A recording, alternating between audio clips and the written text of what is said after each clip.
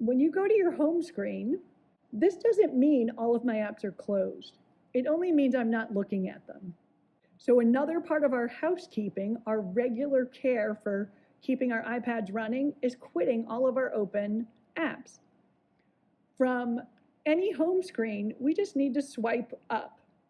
Now, I frequently try to swipe up and get something else.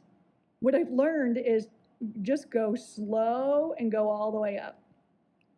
But if I go quickly, sometimes I get it takes me to other screens. So if you don't get to see all of your open apps right away, keep trying. These are the 5 apps that I have open. I made sure first that Safari has everything closed.